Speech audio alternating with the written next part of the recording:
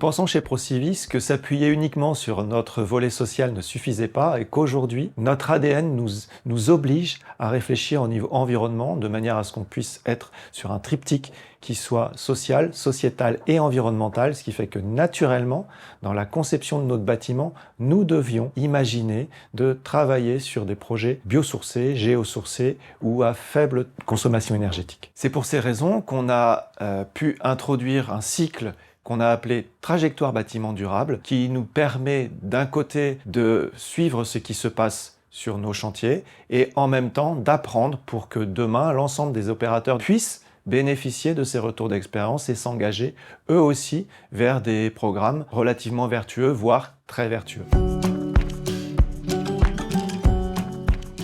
Les premiers freins sont d'abord de lever les a priori. L'a priori qu'on peut faire autrement qu'en béton ou qu'en brique. Et l'autre frein, l'écueil, c'est de trouver des maîtres d'œuvre, des architectes et des économistes. C'est pour ça qu'on s'est aussi entouré d'Emmanuel Lafaille. D'abord économiste, il a joué un rôle sur la partie financière des programmes, de la construction, c'est-à-dire qu'il nous a aidé aussi à réfléchir dans la conception et le montage technique de l'opération, et durable, c'est-à-dire qu'il est aussi un spécialiste des matériaux géosourcés et biosourcés. Et donc comme ça, on peut intégrer une nouvelle façon de concevoir les programmes sans chercher à substituer le matériau béton ou le matériau brique par un autre, mais en ayant une vision globale du projet, à la fois technique, économique et durable.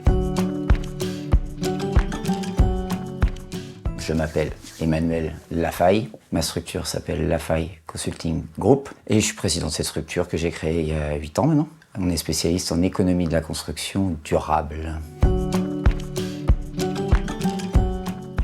Alors la démarche biosourcée, c'est d'utiliser au maximum des matériaux biosourcés ou géosourcés, géo pour terre, dans le bâtiment en remplacement des matériaux conventionnels. Le principal marché des matériaux biosourcés, c'est l'isolation, en premier lieu desquels la ouate de cellulose. Coton recyclé, on a aussi la fibre de bois, on a aussi le liège et, assez récent et qui fait beaucoup parler de lui, la paille, ce type de matériaux qui consomment extrêmement peu d'énergie à leur production, ce qui leur permet aujourd'hui d'être en complète concurrence avec les matériaux conventionnels qui, eux, nécessitent énormément d'énergie, qu'on appelle grise, pour être fabriqués. Si on veut construire aujourd'hui, dorénavant dans le neuf, on est obligé de faire référence à la réglementation environnementale. Et en fait, cette réglementation environnementale apporte, en plus de la réglementation thermique précédente, le côté dioxyde de carbone, donc gaz à effet de serre. La RE 2020 a mis pour la première fois 4 paliers tous les 3 ans. Le niveau de seuil total de kilos de dioxyde de carbone maximum à atteindre pour un bâtiment diminue tous les 3 ans. C'est une définition qui a été créée en 1993 par 2 Allemands et ils ont dit quels sont les principes favorables à l'atteinte de quoi ? À l'atteinte d'une maison très sobre en consommation d'énergie, quelle qu'elle soit. Pour vous donner un ordre d'idée, par rapport à ce qu'impose la RE 2020 aujourd'hui, même en 2031, on est 5 à 3 fois inférieur en consommation d'énergie dans un bâtiment passif par rapport à ce que la RE 2020 nous imposera en 2031. 5 points majeurs. C'est d'être très isolé, sur-isolation, une performance maximale du point faible, c'est-à-dire des fenêtres. 3 points, aucun pont thermique, c'est-à-dire jonction entre une dalle, un mur, entre une sablière, un toit. À tous les points singuliers du bâtiment, il y a plein de fuites potentielles. Une étanchéité donc à l'air parfaite, donc ça fait comme un thermos si vous voulez. Vous gardez le froid en été et vous gardez le chaud en hiver. C'est le même principe, sauf que là, il y a des gens qui respirent dedans, donc il faut renouveler l'air. Et pour ça, le 5e point, c'est la double flux, c'est-à-dire ventilation mécanique contrôlée, à récupération de calories. Pour faire une maison passive, on utilise le soleil et les apports internes comme principale source de chauffage, qui permet donc de faire un bâtiment sobre en énergie, avant de potentiellement, à côté, générer de l'énergie par du photovoltaïque, par de la géothermie, par plein d'autres solutions, ce qui nous fait un bâtiment positif. On passe de la passivité d'abord sobre pour après aller à la positivité. Je vais vous présenter 8 projets exceptionnels qui sont sortis d'une analyse de 25 interviews analyse de projets différents sur toutes les régions françaises. Et je vais vous emmener dans différentes régions où on a mis en œuvre des matériaux biosourcés et prôné la sobriété architecturale dans le bâtiment.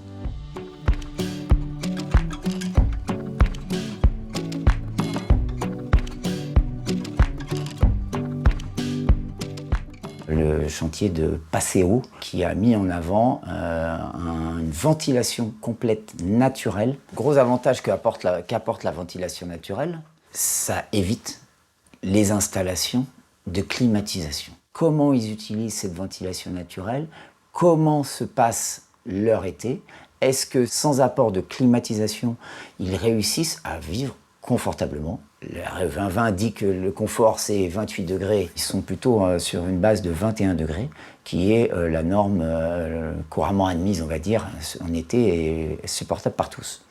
Et on s'aperçoit que vraiment il y a une satisfaction des locataires et des propriétaires qui utilisent les ventilations. Point singulier important également sur ce projet, c'est qu'on a utilisé de la masse dans les parois opaques pour générer ce qu'on appelle un déphasage thermique, c'est-à-dire le temps nécessaire à la calorie pour rentrer dans le bâtiment. Donc un projet emblématique que je vous invite à regarder dans le détail et à vous rapprocher de FDI Promotion qui a généré ce beau projet qui s'appelle Passeo à Montpellier.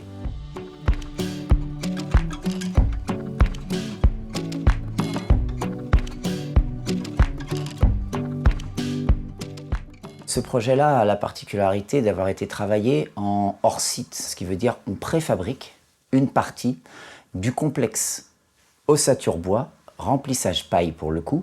On peut poser éventuellement les menuiseries en atelier à l'abri des intempéries et parfaire la pré-pose du pare-pluie ou du pare-vapeur à l'intérieur et de livrer ces parois complètement préfabriquées et de les assembler comme un jeu de Lego autour de la façade. Et en fait, ça s'appelle des FOB dans le jargon, c'est-à-dire des façades ossature bois qui viennent fermer un noyau en béton rapidement, ce qui fait gagner énormément de temps sur le chantier et une fois de plus régler le problème des intempéries en chantier et des arrêts de chantier. Le côté intéressant aussi, c'est que dans ce projet Etika, on est allé chercher un label bâtiment biosourcé niveau 3, ce qui représente 36 kg de matière biosourcée, donc là en l'occurrence il y avait du bois et de la paille, par mètre carré de SDP. Donc SDP c'est surface de plancher.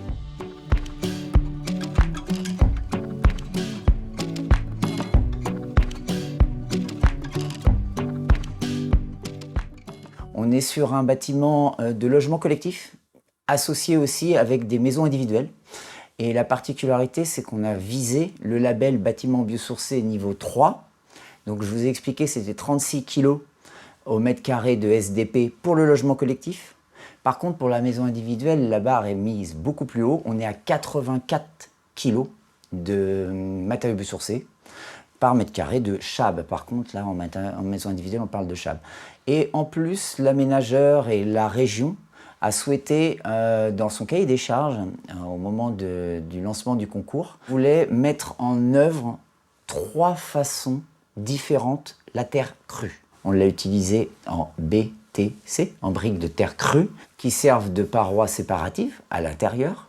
On a utilisé de l'enduit terre à l'intérieur, qui régule l'hygrométrie de la pièce, qui permet une meilleure respiration et qui, entre guillemets, dépollue, parce que la terre a la particularité d'absorber les composés organiques volatiles. Et après, on a mis une troisième technique, c'est le torchis, un mélange de terre et de paille qu'on agglomère sur une structure.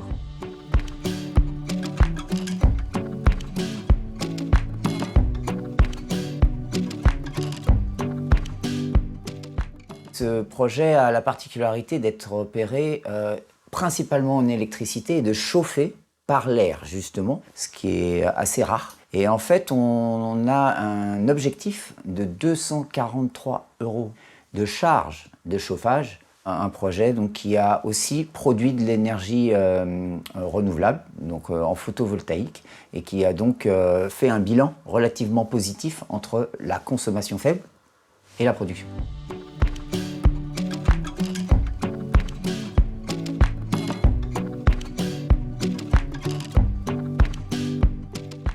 projet a attiré l'attention parce qu'il a été conçu majoritairement en bois.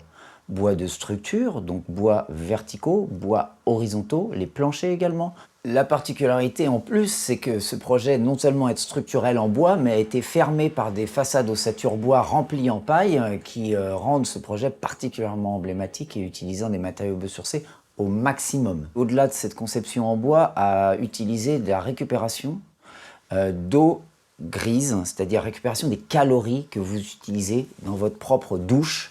Quand vous prenez votre douche, l'eau, quand elle arrive dans le siphon, elle est encore chaude. Et il y a un système d'ingénieux français qui ont mis ça en place et qui vous permet de récupérer ces calories avant de les rejeter au réseau. Autre particularité, ce projet, c'est qu'il est chauffé à partir de chauffage individuel à base de granulés de bois. Donc c'est emblématique aussi. Donc on a centré ce projet qui s'appelle Naturae autour du bois.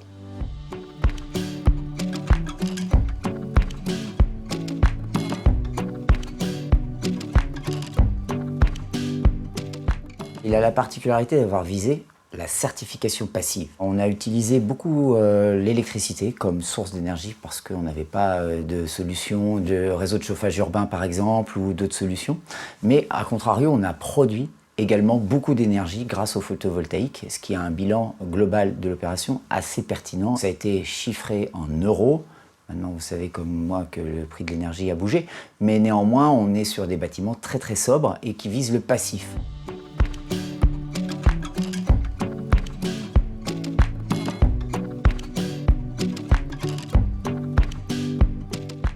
Cœur boisé, donc comme son nom l'indique, on a beaucoup de bois structurel en poteau-poutre et en CLT, mais on a aussi la particularité d'avoir un R+9, donc c'est assez emblématique. Donc là, on est sur des limites d'avis technique, on est obligé de faire un avis technique expérimental pour promouvoir la FOB, donc façade d'ossature bois, remplissage d'un isolant biosourcé. Là, on a mis de la ouate de cellulose avec de la fibre de bois, avec une densité assez forte, 55 kg du mètre cube, et qu'on a livré sur site une fois qu'elles sont préparées. Autre particularité, et là c'est tout à l'honneur du réseau Procivis, en effet là on a sorti des projets 20% en dessous du prix du marché, dans un dispositif qui le permet et qui a permis donc à des acquéreurs faibles moyens d'acquérir ces projets avec ces matériaux biosourcés.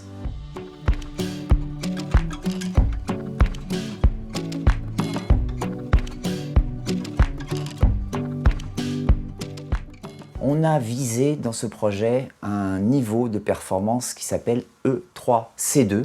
E3, ça veut dire énergie. Il y a 3 niveaux. 3, c'est le maximum. Et C2, c'est l'impact carbone. Et le niveau 2, c'est également le maximum. Et ce projet a aussi été retenu à propos de l'économie en béton. Et ça peut intéresser certains. On a sorti du projet 2 éléments fondamentaux qui, en général, sont dans l'enveloppe d'un bâtiment, que sont les escaliers et les balcons. Donc on a fait des coursives sur un R+4 quand même, donc des escaliers extérieurs, donc on ne les a pas encapsulés dans du béton.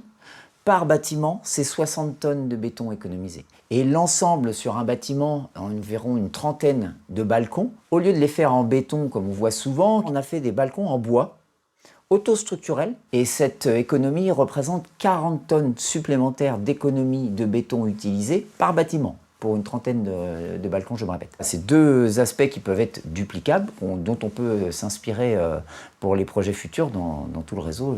Je l'invite vraiment.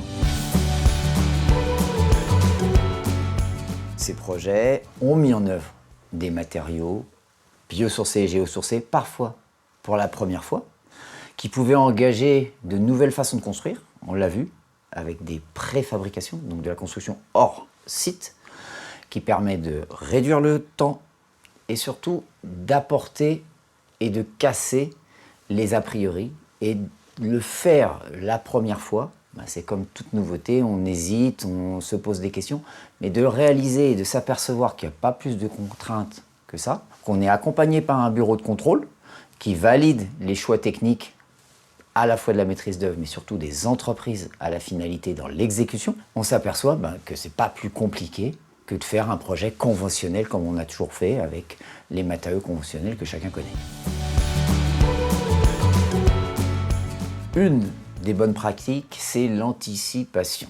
Franchement, c'est majeur et de s'associer à une équipe de maîtrise d'œuvre qui ont de l'expérience tout simplement sur des projets emblématiques, soit en bois, soit avec des matériaux biosourcés. Pourquoi ? Parce que cette équipe de maîtrise d'œuvre, si elle n'a pas d'expérience, va calquer la façon de construire historique et va essayer de remplacer un élément de la composition du bâtiment en biosourcé seulement. Et au final, le complexe ne va pas forcément fonctionner. On va perdre en diffusion de vapeur d'eau dans la paroi, on va perdre en rapidité de chantier, on va avoir des conflits de prestations ou des limites de prestations entre entreprises. Il faut l'anticiper et avoir un échange avec les acteurs le plus rapidement possible, demander à la maîtrise d'œuvre de s'appuyer sur les entreprises locales, confronter avec les entreprises quels moyens ils ont de levage, quelles possibilités, combien d'équipes, est-ce qu'ils ont un plan de charge qui correspond à ce qu'on veut faire? Parce que quand on arrive sur un projet de 100, 128 logements, comme on a vu avec Ginko par exemple, on arrive sur un marché où les artisans, ils sont pas, on ne va pas les multiplier parce qu'on arrive avec un projet, on va s'appuyer sur le tissu local. Pour beaucoup, il y a la connaissance et il y a la compétence matériaux biosourcés, mais il faut aller la chercher, c'est une analyse assez fine qu'il faut réaliser. Le problème est très régional. En Île-de-France, les acteurs pour mettre de l'enduit-terre sur de la paille aujourd'hui, ils sont très peu nombreux, très très faibles. Ça, c'est l'Île-de-France. L'Île-de-France est particulier. Mais dans nos régions qui ont un ancrage des personnes plus régionales, on voit dans beaucoup de régions en France, aussi bien à l'ouest, à l'est, au nord, au sud, potentiellement des développements plus sur la terre, d'autres plus sur la paille, d'autres plus qui ont un fabricant de ouate de cellulose implanté localement. Il y a 6 usines en France, par exemple, qui fabriquent de la ouate de cellulose. Si vous avez une usine à côté, forcément, vous aurez des artisans qui sont formés à la mettre en œuvre et à la mettre dans votre projet. Donc, il faut s'appuyer aussi sur la particularité régionale. Et moi, c'est ça qui me plaît quand j'accompagne un projet, c'est de m'informer de ce qui se passe localement et de faire un projet endémique. Je ne pense pas, pour une simple raison, c'est que les prix des matériaux biosourcés subissent peu d'augmentation, étant donné qu'ils consomment très peu d'énergie pour être fabriqués. Donc là, ça joue en la faveur des matériaux biosourcés. La RE 2020, avec les 4 paliers tous les 3 ans, a imposé un taux de gaz à effet de serre, qui se mesure en kilos équivalent CO2 au mètre carré de chab, de plus en plus bas à respecter, ce qui fait que ça favorise aussi des matériaux qui ont un impact carbone faible. Est-ce qu'il y a une conception biosourcée? En fait, je dirais non. Il y a une maîtrise d'œuvre qui intègre qu'aujourd'hui, nombreux des matériaux biosourcés sur le marché sont issus de filières naissantes, donc qui n'ont pas encore industrialisé le système, donc fait descendre le prix unitaire. Donc on a toujours un petit décalage du prix du matériau quand on va comparer une laine minérale à une laine végétale, par exemple, pour faire très simple. Mais cette plus-value pèse très peu sur l'ensemble d'un projet.